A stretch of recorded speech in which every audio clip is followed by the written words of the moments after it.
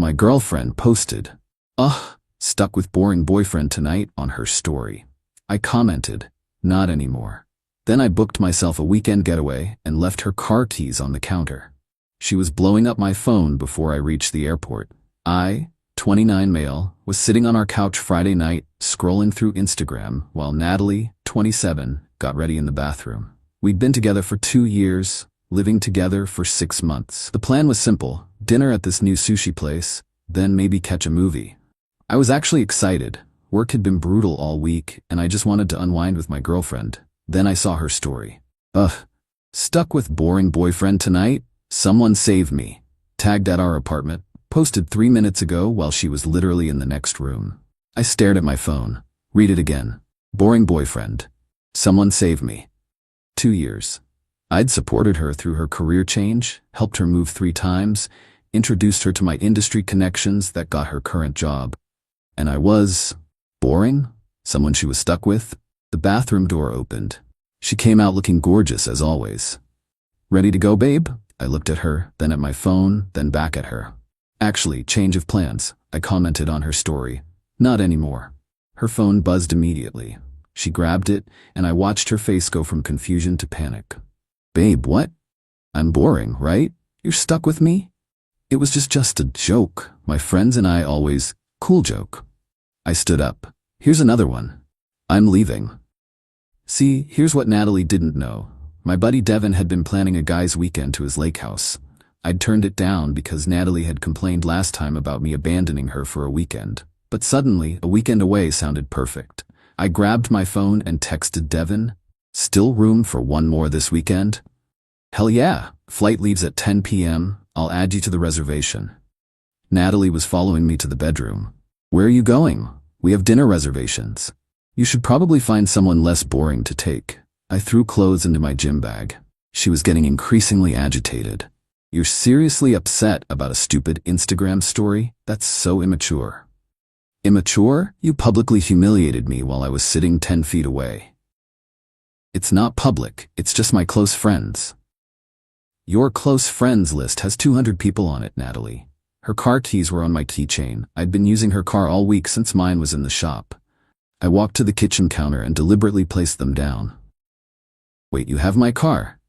"Not anymore. You can Uber to save yourself from the boring boyfriend." "This is ridiculous. You're overreacting." My phone was already buzzing. 18 missed calls before I even reached the airport. Update 1. The text started immediately. "This isn't funny anymore. You can't just leave. I said I was sorry. Answer your phone. Where are you going? My car better be in the parking garage. This is so childish." I turned on airplane mode and enjoyed my flight. Devin picked me up at the small regional airport near the lake. "Dude, your girlfriend is going nuclear on social media." He showed me his phone. Natalie had posted a series of stories. "When he can't take a joke. Single for the weekend, I guess. Some people are so sensitive." Then, the one that made me laugh. "Anyone want to go to Sushi Kara tonight? Have a reservation." Nobody had replied to that one. Saturday morning at the lake was peaceful. 4 guys, fishing gear, beer, and absolutely no drama. Until Devin's girlfriend called him. "Bro, put it on speaker," Garrett said. "This is gonna be good." "Your psycho friend's girlfriend is harassing everyone," Devin's girlfriend announced. "She's called me 3 times asking where you guys are." She called Garrett's ex-girlfriend. She even DM'd Tom's mom on Facebook. Tom spit out his beer. "She contacted my mom? Asking if she knew where her son was for the weekend. Your mom told her to mind her own business and blocked her." I finally turned off airplane mode. 83 missed calls. Not from her. I'd blocked her number. From her friends, her sister, her mom, even her coworker. Her sister's voicemail. "Really? You stranded her without a car because of an Instagram story? Grow up." Her best friend Jordana. "You're acting like a child." She was joking. You know how she is. Her mom. "This is not how adults handle problems. You need to come back and apologize." Then I checked Instagram. The stories had evolved. "When toxic masculinity can't handle a joke. Controlling men will really abandon you for laughing with friends." Red flags I ignored. A thread.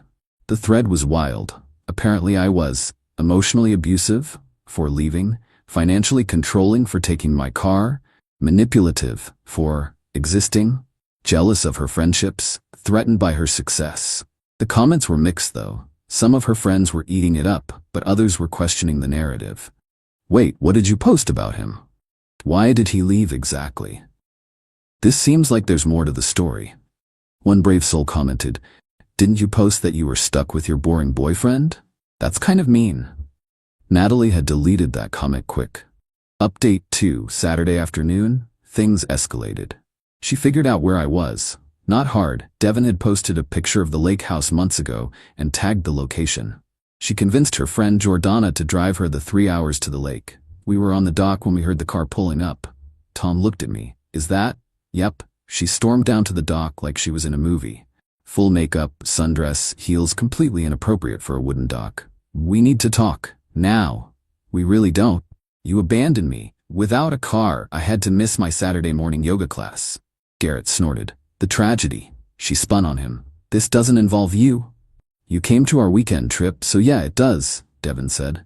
She turned back to me, switching tactics. Tears appeared instantly. "Baby, I'm sorry. It was a stupid joke. You know I didn't mean it." "Then why post it?" "I was just, I don't know, being silly with my friends. You know how girls talk." "Do you know how it feels to see your girlfriend tell 200 people she's stuck with you? That you're boring? That someone should save her?" "I didn't think you'd see it." Tom laughed. "That's your defense?" She ignored him. "Can we please just talk privately?" "No. You wanted to make our relationship public content, so let's keep it public." Her mask slipped. "You're being ridiculous. Get your stuff. We're leaving." "I'm good here, thanks. I drove 3 hours." "Nobody asked you to." The tears turned to rage. "You think you're so perfect. You're not. You are boring. All you do is work, gym, and play video games. You never want to go out anymore. Because every time we go out, you spend the whole night on your phone posting about how amazing your life is while ignoring me. At least I have a life. Your idea of fun is sitting on a dock with these losers." The guys just laughed. That seemed to break something in her. "Fine. Fine. Stay here with your stupid friends. But when you come back, your stuff better be out of my apartment." "Your apartment? I pay 60% of the rent." "I don't care. I want you out." She stomped back to the car, half Jordana trailing behind, looking embarrassed. 10 minutes later, the social media storm began again. Tried to be the bigger person. Some people choose immaturity. When you drive 3 hours to save a relationship and he chooses his boys. Officially single, his loss. Update 3 Sunday was interesting. I woke up to a text from my landlord. "Your girlfriend is trying to change the locks. I told her she can't without both tenants' permission." "What's going on?" I called him back. Explained the situation. "So you're not on the same page about breaking up?"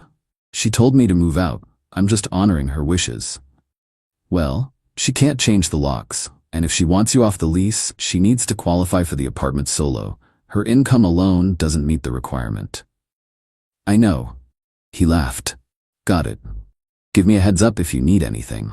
An hour later, Natalie discovered this fact. The texts started coming through her friends' phones since I'd blocked her. Via Jordana. "The landlord says I can't afford the apartment alone. You need to keep paying your share." Via her sister. "This is financial abuse. You're trying to make her homeless." Via her coworker. "She's crying at work. Can you please just be reasonable?" I responded to exactly one. The coworker. "She demanded I move out. I'm simply complying." Meanwhile, back at the lake, we were having a great time. Caught some fish, grilled them up, told stories. Devin's girlfriend drove up with some of her friends for Sunday afternoon. One of them, Celia, was hilarious. We ended up talking for hours about everything from terrible roommates to obscure Netflix documentaries. She mentioned she was looking for someone to join her volleyball team. "I'm in," I said. "When do you play?" "Tuesday nights. But fair warning, we're terrible." "Perfect. I'm boring, so that fits." She looked confused until Devin explained the whole story. She was appalled. "She posted that publicly? While you were in the same room?" "Yep. That's sociopathic behavior. We exchanged numbers for the volleyball thing. Purely platonic, but I posted a group photo on Instagram with everyone from Sunday, including Celia. The nuclear meltdown was immediate. Natalie created a new account just to message me. "Are you serious right now? Who is that girl? You've been gone 2 days and you're already with someone else? This is why you left, isn't it? You were cheating. She then posted on her main, "When you find out the real reason he left. Once a cheater, always a cheater. Ladies, if he accuses you of being wrong, he's probably projecting." The narrative had completely shifted. Now I hadn't left because of her post, I'd left because I was cheating. The mental gymnastics were Olympic level. Update 4 Monday morning, I came back to absolute chaos. First, I went to the apartment while she was at work to grab my important stuff. Found that she'd cut up my favorite hoodie, thrown out my PlayStation games, deleted my shows from the DVR, poured bleach on my work shoes. But she'd made a critical error. Our doorbell camera, that I paid for and installed, caught her doing the whole thing. She'd forgotten it backs up to my cloud storage. I documented everything, took photos, saved the videos. Then I went to work, where I discovered she'd sent an email to my boss from her work email. "Dear Mr. Harrison, I feel you should know that your employee has been engaging in emotional abuse and financial manipulation. He abandoned me without transportation and is now trying to make me homeless. I'm concerned about his stability and fitness for his position." My boss called me into his office, showed me the email. "Want to explain?" I showed him her Instagram story about being stuck with her boring boyfriend. Explained the weekend, the apartment situation. He leaned back. "So your ex-girlfriend is contacting your employer because you went on a guy's trip after she publicly humiliated you? That's about it? Forward me everything. We're sending this to legal." This is harassment. Her company apparently didn't appreciate her using work email for personal vendettas. By Tuesday, she was on administrative leave pending review. She had Jordana call me. "You got her suspended. How could you?" "I didn't do anything. She emailed my employer from her work account. That's on her. You need to fix this." How she chose to escalate. These are consequences. You ruined her life over an Instagram story. No, she ruined her own life by being entitled, destructive, and vindictive. I just refuse to be her doormat anymore. Wednesday, I met with a lawyer about the destroyed property. Sent a formal demand letter for $2,100 in damages with the doorbell footage as evidence. Her response through her lawyer was hilarious. Miss Williams denies any wrongdoing and suggests Mr. Coleman's belongings were damaged due to his abandonment of the property. My lawyer's response: "Please review the attached video of Miss Williams pouring bleach on Mr. Coleman's shoes while saying, 'This is what you get for embarrassing me.'" Thursday, desperation set in. She showed up at my office at lunch. Please just talk to me. We're talking through lawyers now." "I'm sorry about your stuff. I was angry." "Okay, I'll pay for it." "Great, send the check to my lawyer." Can you please just come home? We can work this out." "Home? I thought you wanted me out of your apartment." "I didn't mean it. I was hurt. And I was hurt when you called me boring and asked people to save you from me." "It was just a joke." "Yeah, so was leaving. Funny how you can't take a joke either." Security escorted her out when she started crying and wouldn't leave. Final update. It's been 2 weeks since the lake weekend. The apartment situation resolved itself. Since Natalie couldn't qualify a loan and I refused to keep paying for somewhere I didn't live, she had to find a roommate fast. Enter Brittany, her Instagram bestie, who commented on all her posts about what a queen she was. Brittany lasted exactly 4 days before texting me. "How did you live with her? She's insane. She does nothing but take selfies and complain. She used my skincare without asking and got mad when I said something. I'm already looking for somewhere else." Natalie's job situation got worse. The suspension turned into termination when they found out she'd been using company time to run her influencer account. Turns out posting 30 Instagram stories during work hours leaves a digital trail. She tried to spin it as firing me for having a social media presence touched discrimination, but that died when someone leaked that she'd been written up twice before for excessive personal phone use. The destruction of property case was settled out of court. Her parents paid the $2,100 to make it go away. Her dad called me to apologize. "We didn't raise her to be like this. Her mother and I are mortified." "I appreciate that, sir. She's been living in some fantasy world where she's the main character and everyone else is just props. You did the right thing leaving."